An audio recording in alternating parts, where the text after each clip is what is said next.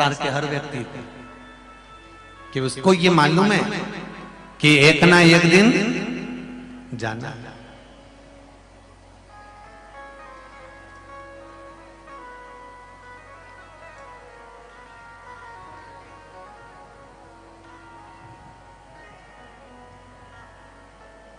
एक दिन प्राण छूट जाना।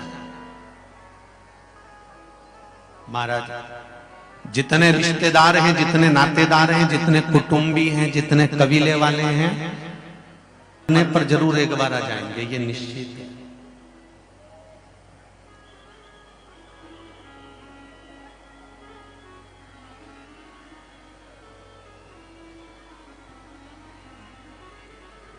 अंधकासुर को भी ये लगा कि मैं मरूं ना।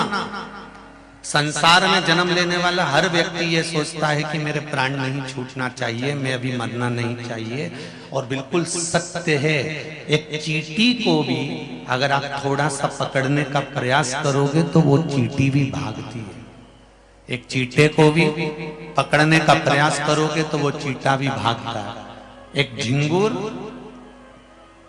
एक खटमल, एक माथे में रहने वाला जू, उसको भी पकड़ने का प्रयास करोगे तो वो भी भागता है।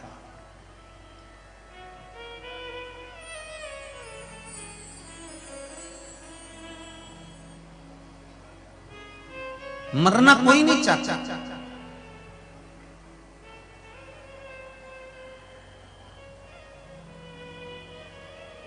जितने लोग शिव महापुराण की कथा सुन रहे हो, जितने आस्था चैनल पर सुन रहे हो, जितने फेसबुक यूट्यूब पर सुन रहे हो, जितने आज गंगा दशहरे के पावन अवसर पर शिव महापुराण की कथा इस पंडाल में सुन रहे हो, एक बात याद रखना कि मुट्ठी बांधे आए, पर यह पक्का है कि तुम खाली हाथ नहीं जाओगे।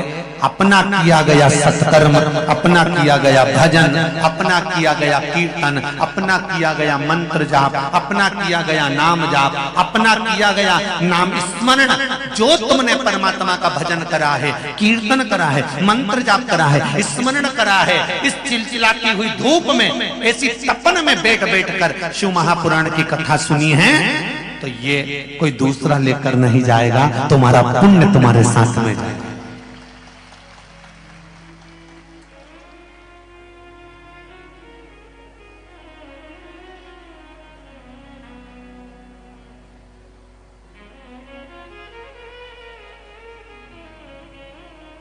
तुम्हारा पुण्य तुम्हारे साथ जाने वाला है, कोई तुम खाली हाथ नहीं जाने वाले हो।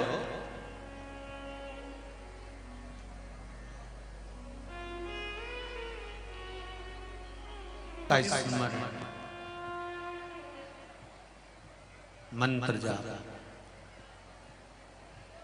कहा मृत्यु निश्चित है, आएगी, मरना पड़ेगा, इसको कोई टाल नहीं सकता।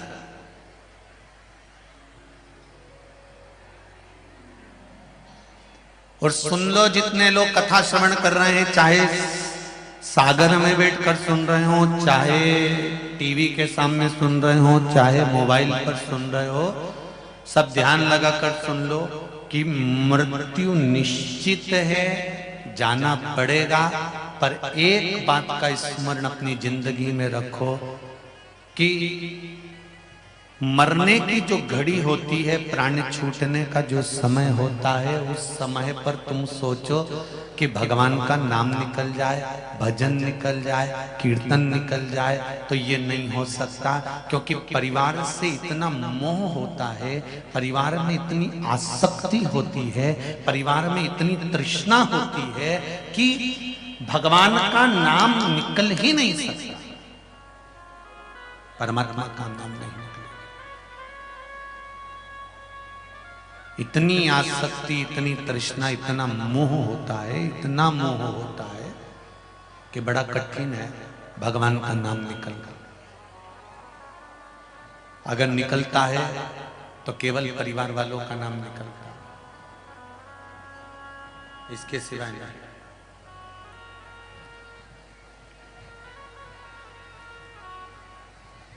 तो क्या करना है?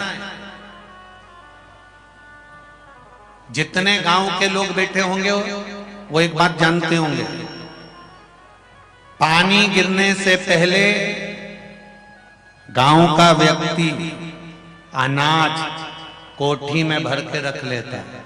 बोलो सही है कि गलत है? अरे बोलो जरा जम के बोलो। गांव का व्यक्ति अनाज कोठी में भर कर रख लेता है।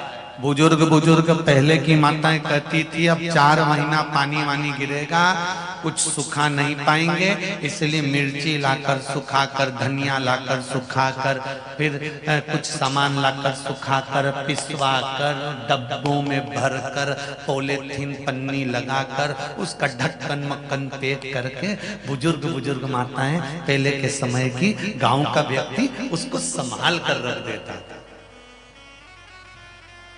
इनसे ये सीख लो कि बारिश आएगी तब अनाज संभाल नहीं पाओगे, इसलिए बारिश से पहले अनाज को संभालो। बारिश आए उससे पहले अनाज को संभाल लो। ये शिव महापुराण की कथा कहती है मृत्यु आए उससे पहले इस आत्मा को संभाल कर परमात्मा को निछावर। शिव पुराण संभाल नहीं पाओगे।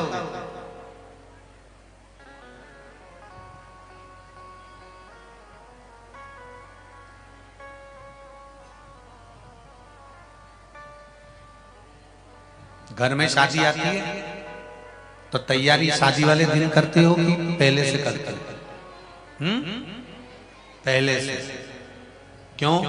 क्योंकि शादी वाले दिन तो लड़की की शादी है तो दूल्हा घोड़ी चढ़ के आएगा, और अगर लड़के की शादी है तो वो घोड़ी चढ़कर जाएगा। एक लड़की की शादी होगी तो घोड़ी चढ़कर आएगा, लड़के की शादी होगी तो घोड़ी चढ़कर जाएगा। उसी तरह अंतिम समय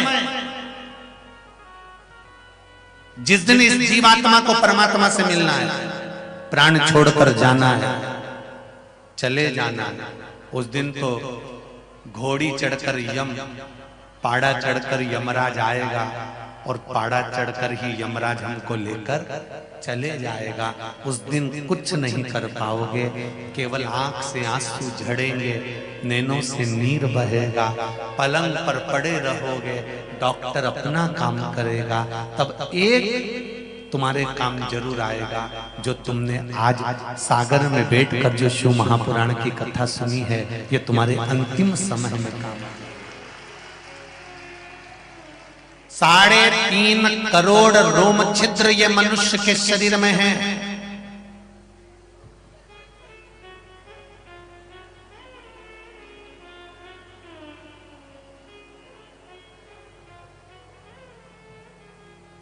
एक रोम छिद्र चाहता है कि आप भगवान का भजन करें। एक कथा पहले कही, आज फिर कह रहा है।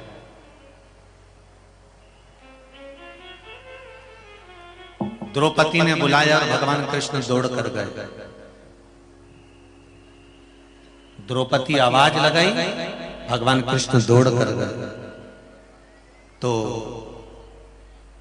सत्यभामा जी ने कन्हैया जी से कह दिया। सत्यभामा जो थी ना थोड़ा बहुत तेज थी, और सत्यभामा जी ने भगवान कृष्ण से कहा कन्हैया कहां, इतनी जल्दी कहां जा रहा है?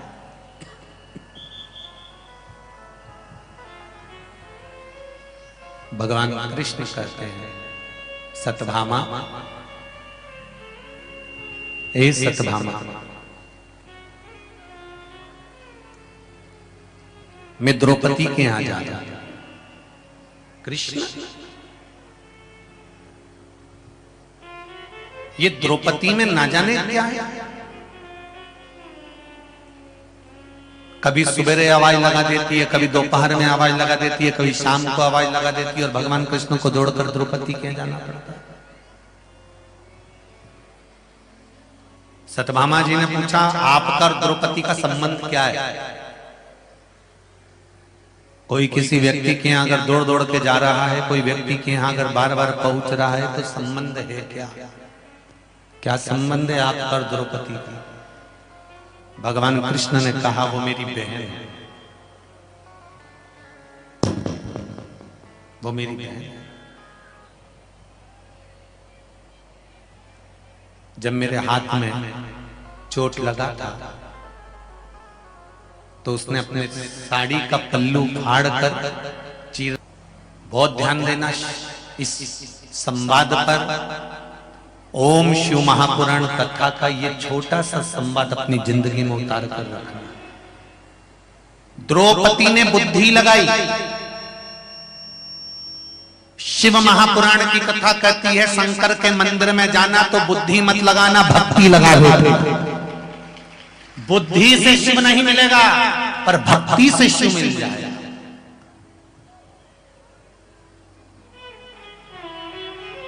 सारी दुनिया में तुम बुद्धि लगा, सारी दुनिया में जाकर तुम बुद्धि लगाओ, पर भगवान के चरणों में पहुंचकर बुद्धि नहीं भक्ति होना चाहिए।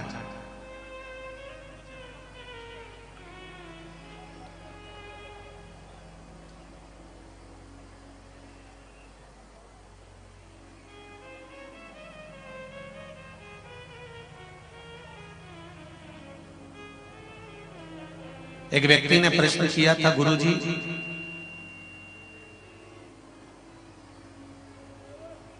आपने कभी शंकर जी को देखा है? सागर के लोग बहुत प्रश्न करते हैं, ढेर सारे ये सब लिखे पड़े बैठे हैं ढेर, और इधर भरे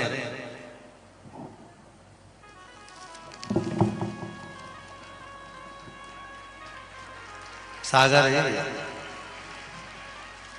जब नाम सागर है तो पत्रों का भी तो सागर होगा। सब यहीं रखे हैं हो। जिन जिन को फायदा मिला है शिव महापुराण की कथा सुनने से उनके पत्र यहीं पर है। मेरा तो एक आध बार आप सबसे निवेदन है कि इन पत्र को एक बार योग लगे तो एकांत में बैठकर पढ़ भी लेना कि इन पत्रों में कितने दिल से लोगों ने अपना भाव व्यक्त करा। किसी ने पूछा, गुरुजी आपने कभी शंकर जी को देखा है? आपने देवाधिदेव महादेव को कभी देखा?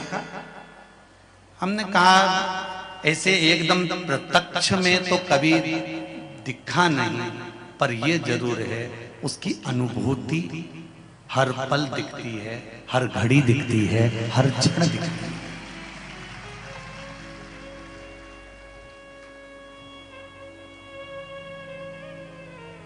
फिर आपने कैसे कह दिया कि भगवान को पुकारो तो भगवान आ जाता है, भगवान को बुलाओ तो भगवान आ जाता है? फिर आप कैसे कह सकते? तो हमने कहा हमारा वेद और पुराण हमारा शास्त्र कहता है। तो उन्होंने कहा कि वेद और पुराण शास्त्र कहता है इसलिए आपने मान लिया कि भगवान आता है। हमने कहा बिल्कुल ऐसा होता है। हमने कहा मानने से नहीं होता। तो तुम्हारा जब जन्म हुआ था, तुम पैदा हुए थे, तो तुम पैदा हुए बच्चे को बताया गया था कि तुम्हारे बाप यही हैं, तो तुमने उसको बाप माना कि नहीं माना? तुमको बताया गया था कि तुम्हारे बाप ये हैं, तुम्हारे पिता ये हैं, तो तुमने उसको पिता माना। तुम्हें बताया गया जन्म के बाद तुम्हारी माँ ये है, तो तुमने उसको माँ माना। तुम्हारे जन्म के बाद बताया गया तुम्हारे दादाजी ये हैं, तो तुमने उसको दादा माना। तुम्हें बताया गया तुम्हारे जन्म के बाद तुम्हारी दादी ये है, तो दादी माना गया। तुम्हारे जन्म के बाद बताया गया तुम्हारी बहन ये है, तुमने बहन मान लिया। तुम्हारे जन्म के बाद बताया गया तुम्हारा भाई है, तो तुमने उसको भाई मान लिया। तो हमारे वेद और पुराण शास्त्र बताते हैं कि परमात्मा है और आता है, क्यों ना माने? हमारा वेद और पुराण, हमारा शास्त्र, हमारे ऋषिवर बताते हैं कि परमात्मा है, मिलेगा, आएगा, हर पल मिलता है, हर पल। जरा विचार करिए, एक छोटा सा अगर उसका मिलन नहीं होता तो आज ये पंडित प्रदीप मिश्रा तुम्हारे बीच में नहीं होता, नीलकंठ में कब का चला गया होता। हरिद्वार में जब कथा हुई, एक्सीडेंट हुआ, सारी गाड़ी उल्टा पुल्टा हो गई, खाई में जाकर गिरती, तो बचाने वाला कौन था? ये पत्र लिखा एक बहन ने, देखो पत्र कितना सुंदर है, उसको समझिए।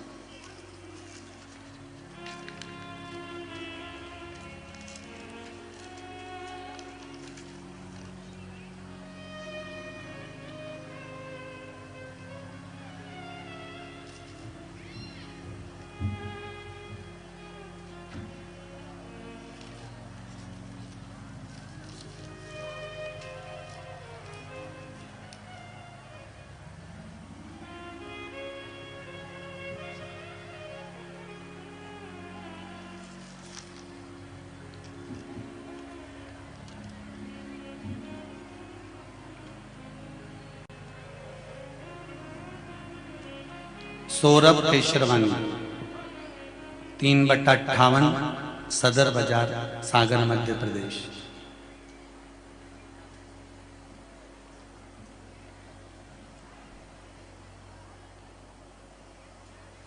कहीं बैठे हैं? बैठे हो तो हाथ जरूर हिलाइएगा।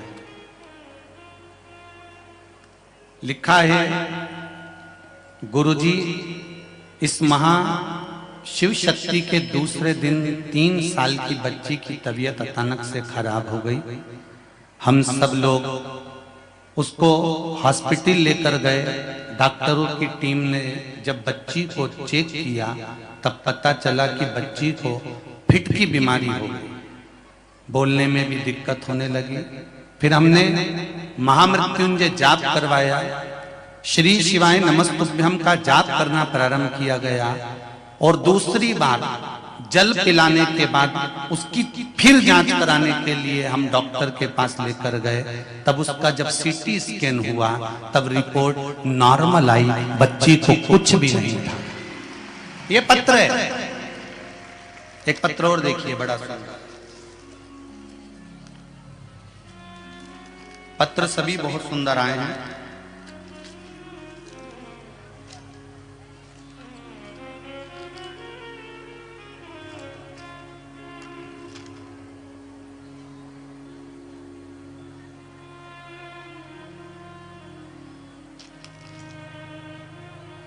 प्रीति राजपूत, जिला सागर, तहसील राहतगढ़।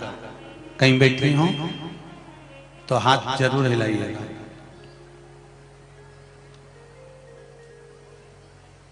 प्रीति राजपूत, जिला सागर, तहसील राहतगढ़। पत्र में लिखा है, गुरुदेव मेरे पति को पैर में एक गठान हो गई थी, उसी गठान के ऊपर एक और गठान हो गई थी। डॉक्टर ने ऑपरेशन का बोल दिया था। तभी दीदी शिव महापुराण के बारे में बताया। रायसेन जिले से आपकी कथा सुनी। मेरे पति ने 9 अप्रैल को 1 लोटा जल शिव जी को चढ़ाना प्रारंभ करा और एक बेलपत्री खाना प्रारंभ करी। रात को मेरे पति के पांव की जो गठान थी वो फूट गई और फिर डॉक्टर को जांच कराया तो अब पांव पूर्ण तरह से आराम लग गया है। अब कोई गठान उसके शरीर में नहीं है। ये शिव भक्ति है। तेरी कृपा बिना न हिले एक भी, लेते हैं श्वास तेरी कृपा से तनो तनो। हे गंगाधार मुक्ति द्वार ओमकार तू, भोले ओमकार तू। आयो शरण तिहारी शंभो तारता तू। एक बार भगवान की भक्ति को धारण कर लेना, 1 लोटा जल भगवान शंकर को समर्पित कर देना, 1 बेलपत्री शिव को समर्पित कर देना। मैं तो किसान भाइयों से भी निवेदन करूंगा, आपको लगता है कि आपकी फसल आपके खेत में आती है, बहुत सुंदर दिखती है, पूरा हरा खेत दिखता है, पूरी लहराती हुई फसल दिखती है, पर फसल उतनी नहीं निकलती या पैसा उतना नहीं आता और कर्जा बढ़ता चले जाता है। तो उनसे भी निवेदन करूंगा, सारी समस्या का हल 1 लोटा जल। जिस दिन तुम खेत में बीज बोने के लिए जाओ, प्रत्येक किसान भाइयों से कहूंगा, जिस दिन खेत में बीज बोने के लिए जाओ, शंकर भगवान से कहकर जाना, ये जमीन तुम्हारी है, एक एक कंकर में